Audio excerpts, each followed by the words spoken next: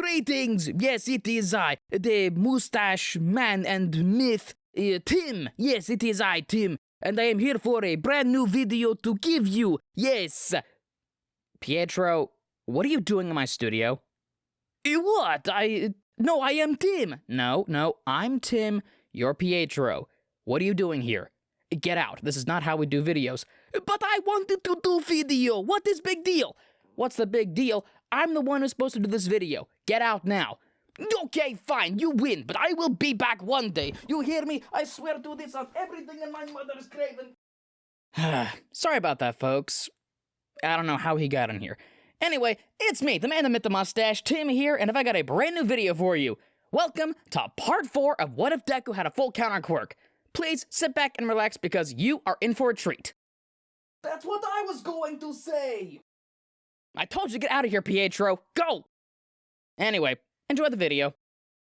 Hizashi was doing the dishes in the kitchen while Izuku was getting ready for school. The older Midoriya's eyes kept glancing at the clock. He wanted to make sure his son was ready to leave before Yagi arrived for their talk. Hizashi had a feeling that he was going to become privy to some very sensitive information that very few people knew about. I'm heading out, the young Midoriya said. All right, Green Bean, stay safe, Hizashi called back. I will. Oh, hello, Mr. Yagi. What are you doing here? Izuku had opened the front door to find Mr. Yagi standing on the other side. He found this strange, as Yagi looked like he was about to ring the doorbell. Good morning, young Midoriya. I came by to talk over a few things with your father. Okay, have a good day. I'll see you later. As Izuku ran to school, the young man waved goodbye to Yagi. Toshinori walked into the apartment, closed the door, and removed his shoes. That you, Yagi? Yeah, it's me. Toshinori walked further into the Midoriya residence to find his friend drying his hands. The older Midoriya was wearing a pair of sweatpants and a tank top, not too different from the set he'd worn during training. I'll make us some coffee, Kiyo said. Toshinori sat at the table and watched Hizashi. He noticed something on Midoriya's back, half hidden behind the tank top. It made Yagi curious. Midoriya handed a cup to his guest before taking a seat next to him. I didn't notice you had a tattoo before. Yeah, I got it when I turned 20. Is there a story behind it? The fire breather's eyes drifted past Yagi. The blonde followed Midoriya's line of sight to a humble shrine where a woman's portrait stood front and center. Yeah, perhaps I'll tell you that story after you tell me yours. Toshinori realized he might have tread on dangerous ground, considering Midoriya's cold expression. He sipped at his coffee while Hizashi took large gulps, seemingly unbothered by the piping temperature. Well, to put it simply, I got injured after killing my mentor's killer. Hizashi sat more upright as he listened. Toshinori lifted his shirt to reveal the scar. Hizashi's hands clasped his mouth in horror. That fight took place almost 5 years ago. I no longer have a stomach, and my respiratory system is beyond repair as a result of this. As a result, I can only be All Might for a few hours a day, about 4 or 5 at most. Hizashi was hanging on every word. Seeing the scar made the younger man sick to his stomach. His hands subconsciously moved to his throat, feeling his butane glands while looking at the shrine again. Losing someone you care about and having it affect your quirk. I know that feeling well, Hizashi said sympathetically. It was unexpected how well Hizashi was taking the news. Toshinori thought the young man would be probing with questions. Instead, Hizashi was simply absorbing the information. They sat in silence as they drank their coffee. Toshinori wondered if it was best to tell Hizashi about the secret behind One for All. Well, guess it's my turn for story time. Hizashi perked up. Hizashi took off his tank top. This flustered Toshinori at first, but then the single father turned around. On his left shoulder blade, a photorealistic dragonfly breathing fire was prominently displayed. Inko's nickname for me was Dragonfly. When I realized I was in love with her, I knew I wanted to get this ink work done. Toshinori admired the tattoo for a few moments. It was beautifully made, and, despite a couple of decades of wear, it looked well maintained. Toshinori also noticed Hizashi's physical build. Even though the Spitfire wasn't bulky, he was strong with almost beautiful muscle definition. Watching the muscles shift as Hizashi moved was almost hypnotic. That's when Toshinori realized he was staring and buried his face in his coffee cup. Footfalls moved past the flustered blonde. Toshinori looked up to find Hizashi's seat empty. He turned to the shrine to find Midoriya standing before it. And I'm assuming Inko is... Izuku's mother, yes. As well as my wife and best friend since my second year of middle school. My only friend from back then, really. As curious as Toshinori was, he kept his questions to himself. This seemed like a sensitive topic. His friend could tell him more when he was ready. The rest of the morning was spent in mutual silence, both men enjoying their coffee. Izuku's training caused many changes in his life. He became more confident in himself and was in more control of his temper and quirk. The physical changes were also noticeable. The younger Midoriya had gained a good amount of muscle, but not so much one would consider him a bodybuilder. He was more like a gymnast.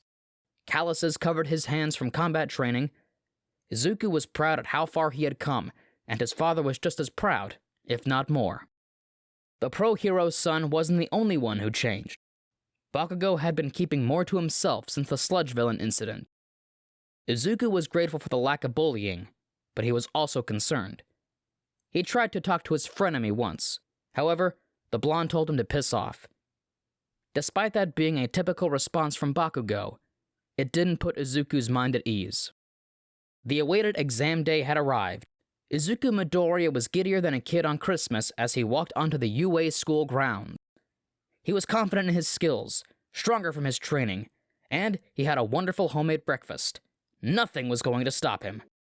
However, Izuku didn't notice an uneven segment of concrete until he tripped on it. He would have become acquainted with the pavement if he didn't use his quirk. Izuku rebounded to his feet. The sudden movement startled a nearby student. Thankfully, the two were able to steady themselves before another pratfall could occur. Oh my, I'm so sorry, Izuku said to the student who had brown hair and brown eyes. Oh, no, it's fine. I saw you were falling and I was gonna use my quirk to help you. Well, thanks anyway. I'm Izuku Midoriya. If you don't mind me asking, what's your quirk? I'm a Chaka Uaraka. I call my quirk Zero Gravity. I can touch things and make them float. What about your quirk? Mine's called Counter. It can deflect... Hey, Wookie! Weird girl! Move it before I make you! Both students sidestepped Bakugo as he marched past. After that intimidating encounter, Uaraka and Midoriya continued their conversation as they walked into the school building. The practical portion of the exam was explained by pro-hero President Mike. Defeat robots of varying point values to increase your score, but watch out for the 0-point robot. Midoriya thought this was straightforward and nothing he couldn't handle. His group of fellow test takers were shuttled off to a city. Everyone waited for some sort of alarm to start the test. What's with all this lollygagging? There are no buzzers in real combat! Go!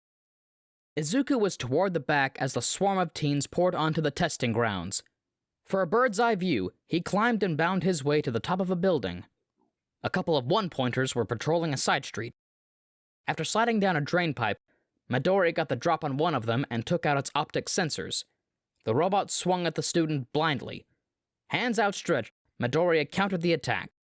The bot's arm was thrown into the other bot by force. The sound of metal smashing metal reverberated throughout the cramped area. Izuku defeated the one-pointers with dragon claws and furious kicks. A prideful and joyous smile came across the boy's face as he ran off to bag more points. Dad said never to underestimate a droid. Izuku did what he could to improve his score. His knuckles were bleeding, the joints and muscles in his arms were burning. He was breathing properly, but his lungs felt like they were on fire. He was confident in the points he gained and decided to rest for a moment. But soon the ground began to tremble. Midoriya believed he was imagining it until a dark shadow loomed over him. As it traveled down the streets, a massive robot resembling the 0-point robot dwarfed the skyscrapers. Many of the test takers screamed in horror when they saw it. Midoriya was paralyzed. He now saw why the 0-pointer was pointless. No one was going to be able to take that thing down. Okay, lesson learned. Never underestimate a droid. The green-haired boy was about to run to safety when he heard someone scream. Uraraka was pinned under the rubble. She was right in the path of the colossal robot and couldn't run. She looked so scared. Similar to the sludge villain incident, Midoriya found himself running towards the danger. However, this time, he ran with intention. He was by her side and heaving debris away. He pulled Uraraka close to him as the bot rolled forward. Izuku put everything he had into his quirk and countered the approaching danger with his right arm. Because of the target's massive size, the recoil force threw the two teenagers backwards. Both students skipped like stones across the pavement. Midoriya held Uraraka close to protect her from further injury. They skidded to a halt a few hundred meters away from the zero-pointer. Midoriya felt a sharp pain in his right shoulder. It was probably dislocated from the kickback. It was about then that the practical exam ended. The youthful heroine recovery girl healed the wounded before everyone returned home. Waiting was the worst part. Both Midoriyas were hopefully anxious about the result. They got a call from Fuyumi the day after the exam to inform them that Shoto got into the UA through recommendation. Maybe he and Izuku would be classmates. If the green-haired boy got in, that was. When the letter arrived, Izuku went to his room to read it alone, leaving his father to wait in the living room with his worries.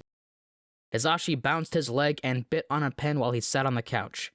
He hoped his son had gotten in.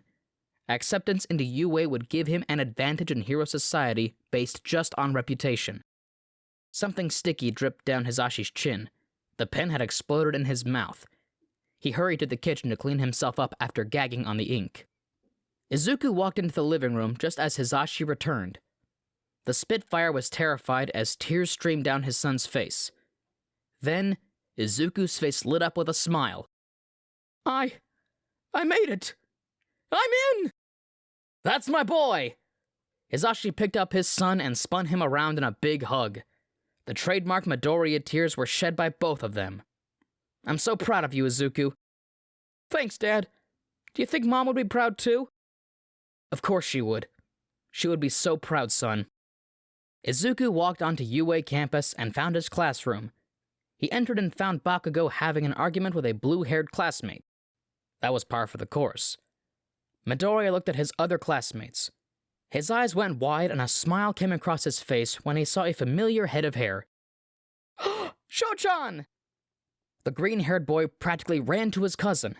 The young Todoroki was first met with confusion before feeling calm and something akin to happiness. However, Todoroki kept up his blasé facade. Hey, Izuku. It's good to see you again. It's so awesome we're in the same class! Now we can become heroes together! Their conversation was cut short when the blue-haired student came over to apologize to Midoriya. I had completely misjudged you. You were able to deduce the hidden factors of the exam that I and most others were oblivious to. Well, thanks, I guess. I'm Izuku Midoriya, by the way. And I'm Shoto Todoroki. It's a pleasure to meet you both. I'm Tenya Ida, and I hope we can all get along, unlike that blonde ruffian. Bakugo scoffed at Ida's remark. He was pissed at the Wookiees and Half-and-Half's interaction. At first he thought he was angry, but Bakugo was really just in denial. If you're here for idle conversations, you should leave now. A tired man with long black hair climbed out of a sleeping bag that somehow no one noticed earlier. The man introduced himself as Shota Aizawa, Class 1A's homeroom teacher. He handed the students tracksuits and took them to the PE grounds for a quirk assessment. While the 1A students were having their skills tested and their academic positions threatened, Hizashi continued his personal investigation. Toya Todoroki had been missing for over a decade, and the original search had been a cold case. But Hizashi had that Todoroki stubbornness. He believed the young man was still out there, and Hizashi was going to use all of his resources to find him, including his less savory resources. In the back room of one of their casinos, 3 well-dressed Yakuza were waiting to meet with a Japanese-Italian man named Maza. Maza worked with their Italian mafia associates in California, according to what they were told. With his multilingual talents and cultural awareness, he contributed to the stability of their relations with the Italians. He could have had a promising career as a Gashira on the Yakuza side, or a capo on the Mafia side. But He was content with being an interpreter and barkeep. He fell off the grid about 15 years ago, but was now in Japan as an information broker. The bouncer opened the door for a young-looking man to enter. He was dressed in a nice Italian suit and accessorized with black gloves and a black mask. He was carrying a briefcase in one hand and a studded baseball bat in the other. This was Maza, and the Yakuza weren't impressed or intimidated by him. "Buongiorno, signor. Thank you for agreeing to meet with me." Maza bowed to the Yakuza before setting the briefcase on the table. The masked Italian opened the case, revealing 300 million yen. Meishu, the Yakuza lieutenant, took a stack of the cash and examined it, before ordering his right-hand man to take the case. The other gangster just watched. He looked really young, and was probably a new recruit. Meishu was suspicious. "This is more than what we agreed upon." "Consider it a gift, mio amico. No strings attached," Maza said. "Well, I suppose I can't turn down an extra 100 million yen. What do you need to know, Batman?" The right hand and newbie chuckled at their boss's dig at their masked guest. Maza rolled his eyes, but kept civil as he adjusted his grip on the bat. "As per our arrangement, Meishu, I want information. I'm looking for a young man with a blue flame quirk. He's in his mid-20s, and is likely covered in burn scars." The Yakuza muttered in Japanese for a moment before Meishu spoke up. "We've heard rumors of a murderer with a similar quirk, but we know nothing more. We can assign some men to investigate further as long as you're willing to pay. We'll even give you a deal, as thanks for your generous donation." Maza's expression nor posture changed. He read the Yakuza, the youngest of the three having the worst poker face. The masked man didn't want to owe these crooks. "Grazie, but no deal. I'll be taking my leave." Their guest began to leave, but was grabbed by the young gangster. "Hold it, you dumb suit. This is a one-time deal. You should be honored for even considering." The young thug was blindsided by the studded bat. A fountain of blood sprayed from the Yakuza's broken nose and split lip. Meishu and the right hand jumped from their chairs, but they ceased any plan of attack they had when Maza turned his bat on them. "I'll be taking my leave now. Make sure this ragazzo ingenuo gets medical attention." Maza was met with no resistance as he left the casino. First rule of getting involved with organized crime: don't trust blindly. He made sure to take a very long walk to deter anyone that may be following him. It took Maza a few hours of wandering before he felt safe. He entered a condemned building and removed his mask. Behind the disguise of a Japanese-Italian mafioso was Hizashi Midoriya. The persona of Maza was something he invented for undercover work in cooperation with the police when he was in the States, and wasn't requested for hero work. It was a useful tool at his disposal, and he was glad he spent so many years building up this network for himself. Although the information he had gained was useful, it made the Spitfire uneasy. Izuku was tired from the assessment, but was proud of how he did. Although he couldn't utilize his quirk in the sit-ups, toe touch, or distance run, he excelled in the other tests. Aizawa pulled up the results to reveal the scores didn't really matter. The threat of expulsion was just a logical deception to push everyone to do their best. The school day was uneventful compared to that morning. Izuku was about to leave campus with Uoraka and Ida when they were abruptly stopped by Bakugo. The explosive blonde shoved a mason jar labeled Ghost Reaper Fire into Izuku's chest. "What?" "It's my newest salsa recipe, Windu. It's about 4 times hotter than the old one. Give it to your old man and see if it's hot enough for him." Bakugo left without a further explanation. Izuku and his friends could clearly smell the sharp spices through the sealed container. The stench made their nose hairs curl. Bakugo took his childhood bet with Hizashi very seriously. The symbol of evil was talking with Tamura Shigaraki in their bar hideout. They were putting the finishing touches on a plan that would give them a chance to kill All Might. While listening to the interaction, Kurogiri was wiping down the bar and washing glasses. The lounge was being swept by his sister. Her quirk forced tables and chairs to float in the air. She cleaned up the dust while floating a few centimeters above the ground. Despite her long hair dangling in the front of her face, she removed every trace of filth and trash. It's possible that something will happen that forces All Might to leave campus. It would not be difficult to get records relating to the supposed events. You, Tamura, will provide a distraction. You will get them in and out, Kurogiri. With your powers, Yatsuma, no one would be able to hear you approaching. Your mission is clear, so get it done. And that's our video for the day, so thank you all for sticking around. I hope you enjoyed it. Before we go, there's a little bit of housekeeping I want to do with you. First, it is, We the Celestials has many other channels for viewing pleasures and entertainments. Yes, all the information you'll need. Pietro, get out of here. I already told you this. Anyway, yes, all the information you'll need is right below in the description, so please feel free to check out all the other incredible projects and content our team creates. Second, on behalf of We the Celestials, I want to thank everyone, not Pietro, who is involved in production of today's awesome content. Their details are also in the description. Pietro's is not in the description. Please don't look it up. That's all for today's video, so thank you all for watching and have an amazing day. And as always, be kind to selves, be kind to others, and stay awesome! This has been Tim and Pietro, new people buddies. Mustache is out. That's my line!